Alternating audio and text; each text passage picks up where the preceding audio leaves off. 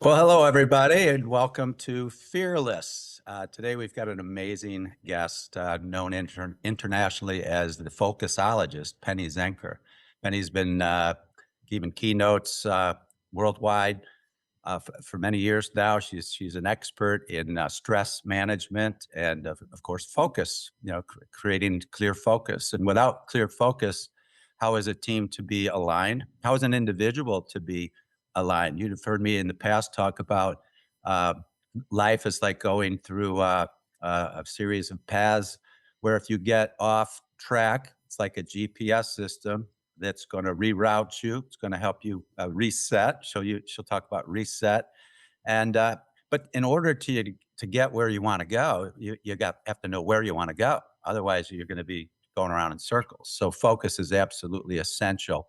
And we both see it as business consultants working with corporations, large and small, where there's misalignment at the very top. And why is there misalignment? Because there's no clear focus or other things get in the way like ego and fear. We're going to talk a lot about fear and your relationship with fear. Penny has two award-winning books out and a TEDx talk where she's got over 1 million views. Her first book, The Productivity Zone, we'll talk a little bit about productivity. And then the second one here, The Reset Mindset, which is also a fuel course. So we encourage you to go to Fuel, myfuel.io, where there are a panel of amazing instructors. And now many of us have AI instructors. I call them twins, where you can actually interact with us 24/7, asking us questions, getting coaching, getting some guidance and direction.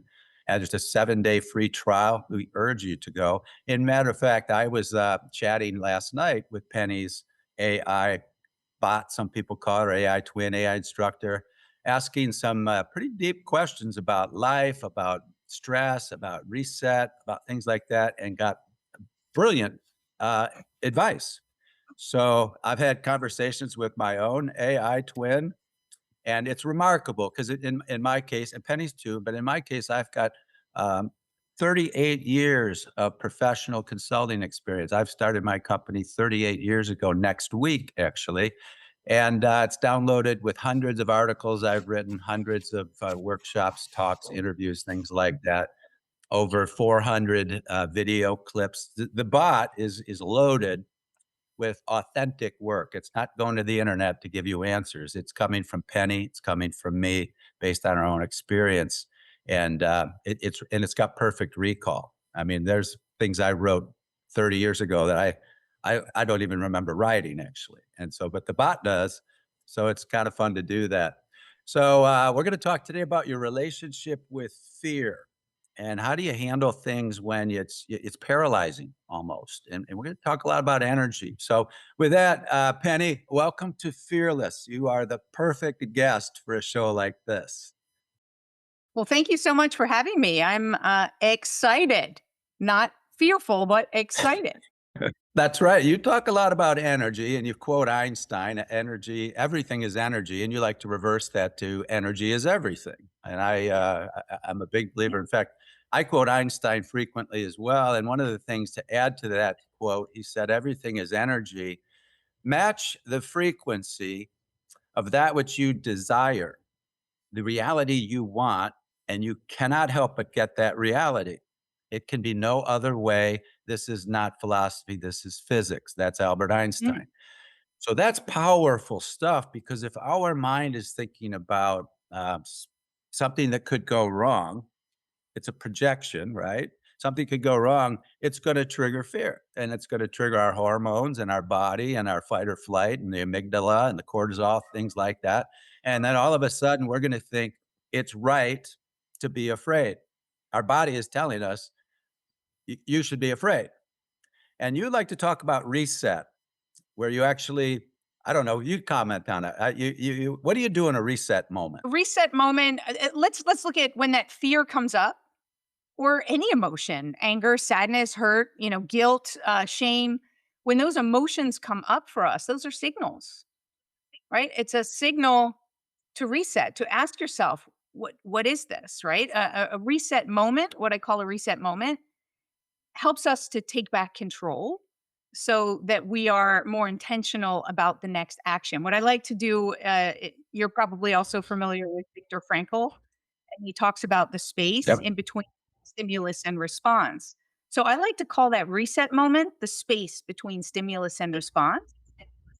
And when we give ourselves that moment, then we're being able to take back control emotionally to reduce the intensity so that we can activate the logical side of our brain that helps us to, connect with what our greatest our best next step is, and to reconnect to the bigger picture. And so that reset moment just gives us that purposeful pause. And I don't like the word pause because it's really an active pause, because we're shifting, we're reframing, we're gaining insight in that moment so we can take before we take action. So it's kind of an active pause, and that's how I refer to it. Yeah, I love that, and we've talked about this before. What you call the reset moment, or I call minding the gap. And we talked earlier about you spent time in London, and I know a lot of time in Switzerland too. But in London, it's you hear mind the gap a lot because every time you get off Mhm. the train or the subway, there's there's watch your step basically. But minding the gap, Right. I talk about minding the mind, and if fear shows up, all right, don't resist it because it's going to grow stronger. There's a great Zen teaching that I use a lot, and it's let it in the front door and let it out the back door, but don't invite it for tea. So it's a wonderful way to think about any emotion, any Mm, feeling that's not in your best interest.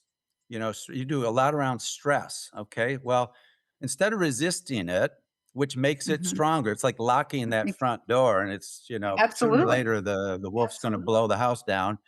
Oh, no, just and, I'll just let's have a conversation with it, because the fear, like you say, is a signal, and maybe it's just telling us that you need to be cautious here, John.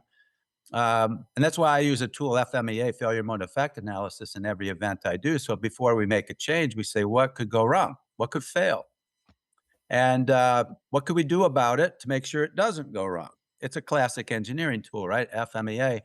And I also do an FMEA with the team on what if we don't make the change? What's the risk of not making the change? And guess what? Most of the time, not making the change is more scary, so to speak, in terms of staying alive as a business or doing well as a leader or a performer, an athlete, whatever. You've got to continue to ride that wave of change.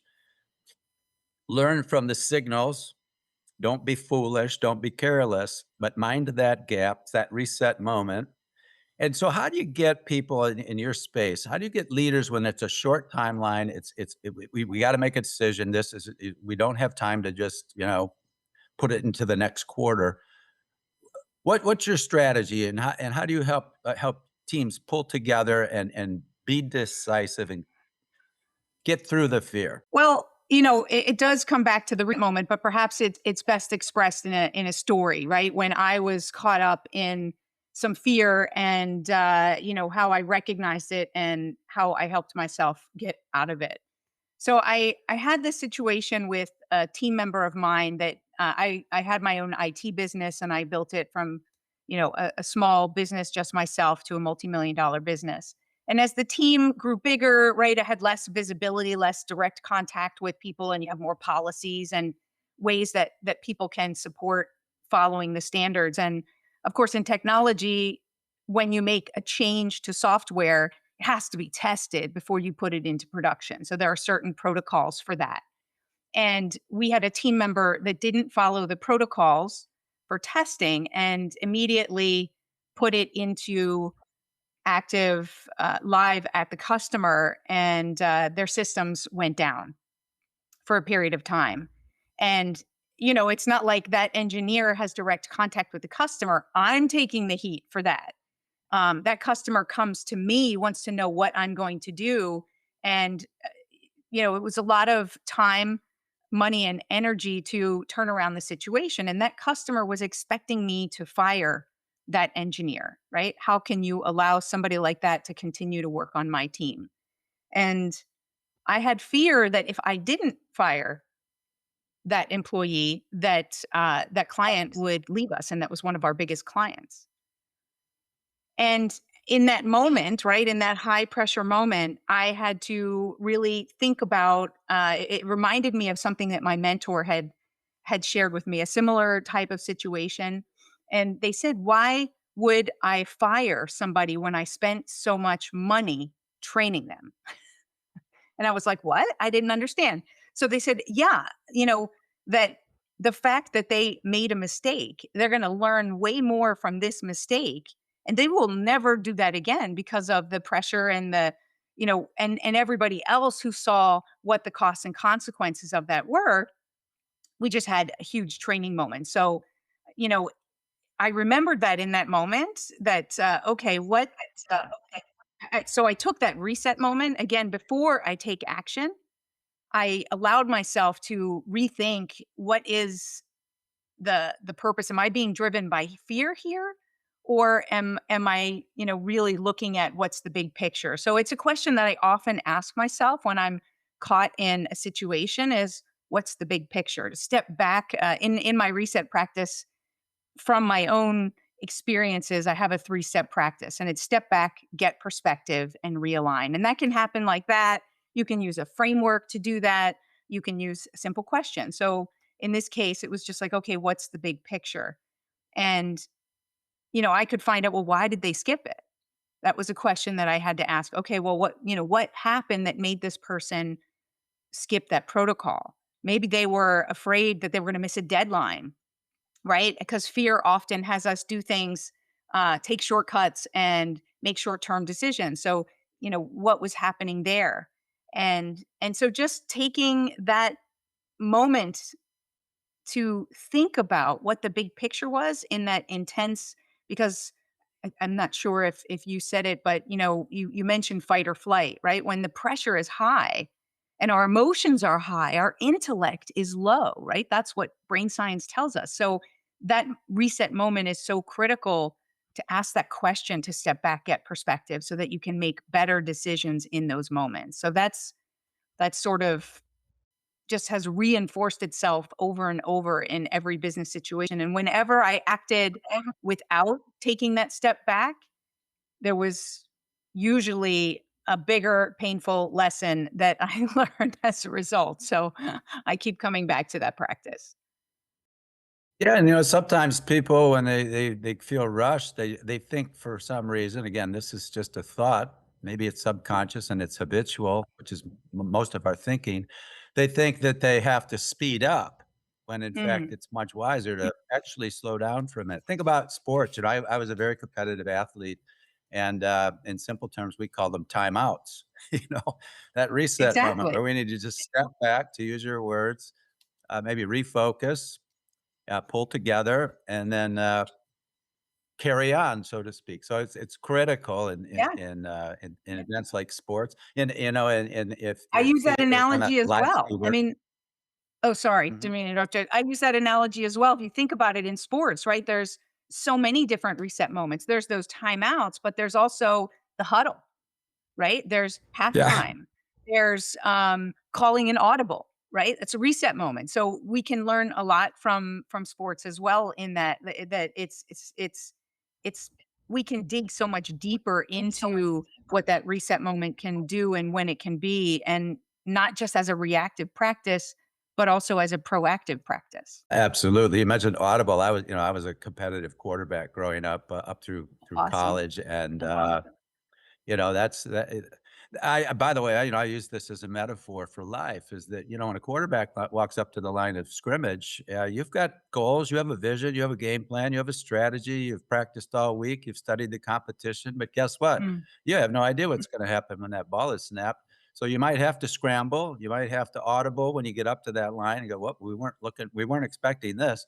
And so it's real time change. And I use the metaphor because when people get up in the morning and they face a day of uncertainty, how do they approach the line of scrimmage? Is it with fear and anxiety and doubt? Because to quote Einstein again, whatever it is you're feeling vibrationally, energetically, you're asking for more of. So if I mm, approach life with fear, I'm going to attract more things to be afraid of. So once the shift happens, And I realized, there's an alternative to fear. I'll call it faith. Let me ask you this. You give keynotes all over the place. You're up in front, on TEDx, you got a million plus views. Were you scared when you are you scared when you get up on stage to give a talk? A couple answers for that. First, yes, every single time. So, every single Okay. time I have fear that comes up, because I want to do my best. I want to serve this audience and, I don't want to disappoint in any way, not any single people. Like I know they say, don't worry about, there's always one person that might not connect with you or whatever, but I care about that one person. So, so yes. And Yes. what's interesting about me becoming a keynote speaker is that not very long ago. So I had a lot of anxiety, even though I'm an A personality and I'd love to interact and connect with people in large groups. If I had to ask a question, my heart would be beating outside of my chest to stand up and ask a question in a room. But I'm naturally curious. So I want to dig deeper. I want to ask those questions. So I do it anyway, right? Feel the fear and do it anyway in those kinds of situations. And I guess the same thing happened for speaking is that I decided that I wanted to make a bigger impact. I wanted to reach more people, especially after I wrote my first book, The Productivity Zone, and I started to do more speaking. And I guess the thing is that the desire to make an impact was greater than the fear. So it allowed me to see it as a signal and use it, shift that energy to drive me forward. And then there's a point on stage where as soon as I say my first two sentences or whatever it is, all of that fear goes away. And Yeah, but I hear that. I hear that from speakers all the time. If after you get the first couple of lines out, you just get into what I like to call flow. But I've had on this show already this year, Jim Cathcart, Hall of Fame speaker, Brian Byro, Ross Bernstein, some pretty significant speakers, and I remember Jim Cathcart saying, I'm not scared at all when I get up there. And the reason I asked that question is because, Mm, according to some research, public speaking is like the second scariest thing to I human know. beings after death. So it's like you're really Well, afraid to get up in front of people. And I like to ask, what thoughts are you thinking that trigger that hormonal response, that nervousness? What thoughts? Because if you can get down to that, well, I'm thinking I might not get 100% of the people to value what it is I'm saying. It's, that mindset. I flip that over sometimes as I'm letting fear go through and not inviting it for tea. And it's that there's an old story. I don't know it in detail about some little person, little girl or something, throwing a starfish into the ocean. There's starfish all over the beach, and somebody says, right. you, you really think you're going to make a difference? And she said, I made a difference for that one. So it's kind of like when I Hmm, approach a talk or something like that, if there's one person that can walk out of there with a massive nugget who can impact hundreds or thousands of other people, okay, that's a big win. And I remember one of my first workshops, that's a 30 healthy years way ago to when I got think. started. Yeah, and I had a small room of people. There wasn't a big room of people, but, and put a lot of money into this workshop. This is before there were social media and internet and YouTube and Google. All of that was gone. You actually printed brochures, put them in the mail, and people would show up to your workshop. And it was a money loser. My very first one was, I put a lot of money in, and I didn't get enough people there to break even, let's call it. But there were 2 people in that workshop. One worked for a bank, head of human resources for a bank, and the other one was the plant manager for a manufacturing company. 2 people, I mean, there were others, but both of them came up to me afterwards and they said, "Would you teach this to our executive team?" And, the bank offered me a loan if I needed it. So I trained the executive team for the bank and then many others. I trained the management for this manufacturing company. They went on to become Michigan Manufacturer of the Year like 3 or 4 years in a row. So that it made a difference to that starfish, if you will. And, Yeah. and that helped me because I was terrified initially to get up in front of people and speak. I was like, I don't wanna make a fool out of myself or say something stupid, but that's the mind projecting something's gonna go wrong, right? And once I Well, learned how to it reset, also to use your words. yeah, Yep, also go ahead. it triggered something in me. So as a child, right, I had some sources that I felt judged. And so it's kind of a sore point for me is I don't like to be judged. I don't like to judge other people for that reason because I don't like to be judged.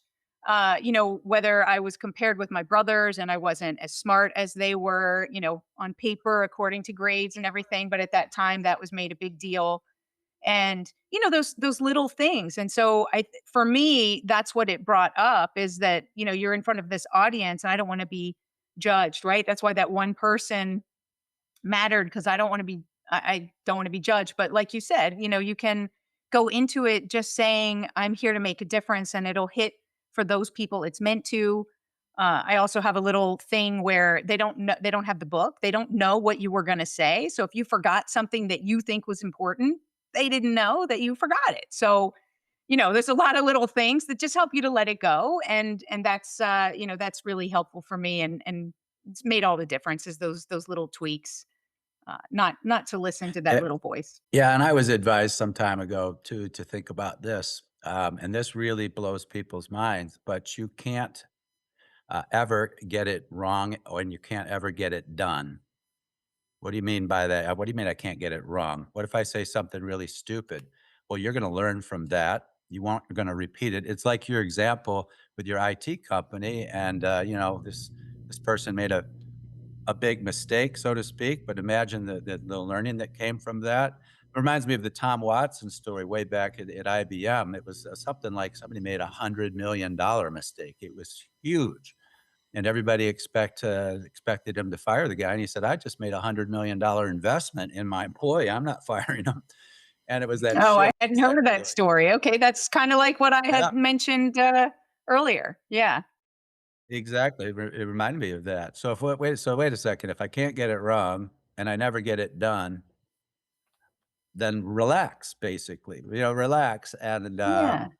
so I think about, well, but what if I really do something foolish? And the answer is, as long as you have positive Yeah. intentions, what it's all about. If you have positive intention, you're going to self-correct. It's that GPS system, so to speak, to say, John, that wasn't right. Um, what are you going to do from here? You can't undo it. You can't undo the past. And if you carry any guilt or regret or grief, those are some of the lowest frequency energies on the map of consciousness, which I've talked about. So misery loves company, grief loves grief, guilt brings more guilt, shame brings more shame. So people in that frequency are just repeating the past over and over and over again. You mentioned Yeah. about your childhood. And I and find really interesting research from Dr. Bruce Lipton, but that most of our subconscious programming happens by the age of 6, and our subconscious mhm. mind runs over 95% of our life. So we've got programs we're running on that we don't even know we have, you know? Right. So And things are triggering it all this the research, time, right? you know it. People are triggering it. AI is triggering it right now. People are like, I mean, AI is going to take Oh, over the yeah. world. It's going to take over my job. And what am I going to do? Well, guess what? When you have that vibrational uh, essence, that thinking, it's triggering fear and anxiety. What you're thinking is triggering, a Yeah. hormonal response, a feeling, a vibration. Um, it takes great mindfulness and reset, right, to essentially challenge that program, let it in the front door, challenge it, have a conversation with it, and then just say, "It's time to leave. I've got a job to Mhm. do." That's how I handle Yeah. them typically.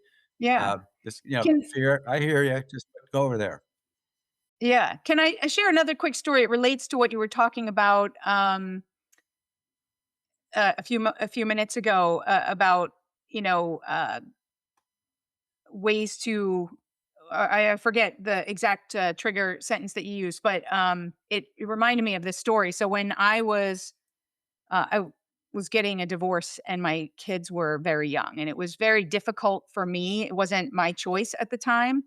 My kids were 1 and 3, so I was like, not only was I upset for me, but I was really mostly upset for my kids. What was this going to mean for my kids?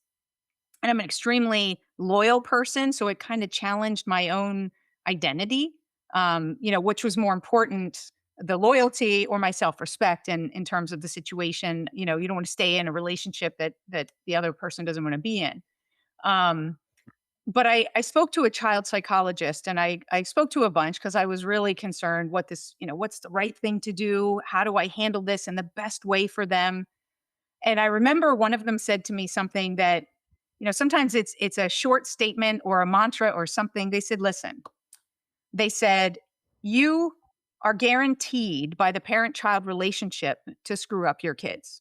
So just do as little damage as possible. And I have to tell you that, it was freeing in a way because like you said, it just kind of like let it go, right?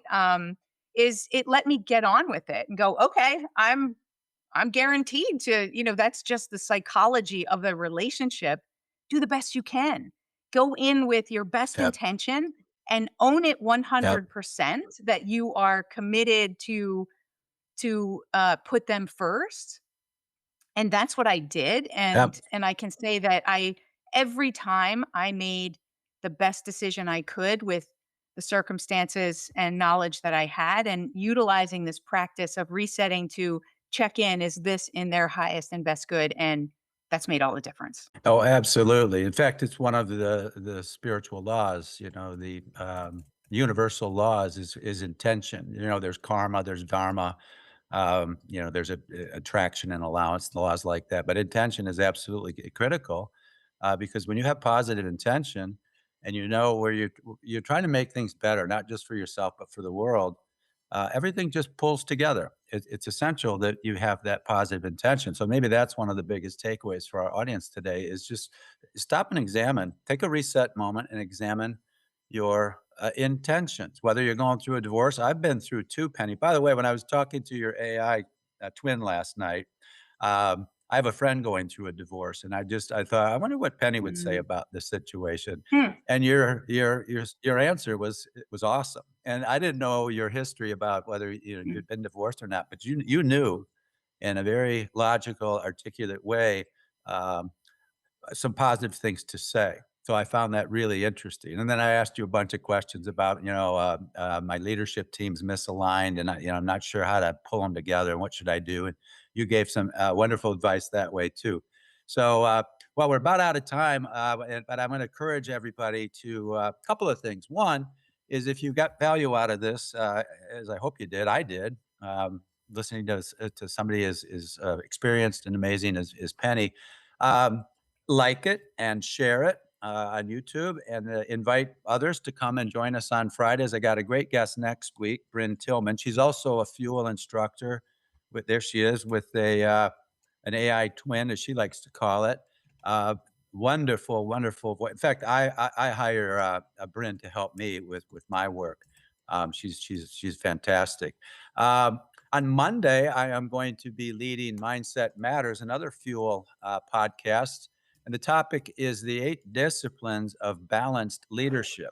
I've been teaching the Myers-Briggs type indicator for close to 40 years now, using it for leadership development, career counseling, team building, things like that. And the 8 disciplines about balance, like balancing your right and your left hand. One dominates, just like your personality, and these 8 disciplines, but you're naturally 4 out of the 8. So great leadership is about finding the right balance between all 8. Because some people label themselves, well, I'm just extroverted. I can't help it. And that's not a wise thing to do as a leader. So Penny, did you want to comment on that? You put Now your I have to drop off. I'm so sorry. Our time is All right. is up, and I have, So as much, we all Penny. do, right? We're off to the next thing. So thank you so much for having me, and thank you everybody for listening. You're welcome, Penny. Reach Penny through her website, reach out to Fuel. And with that,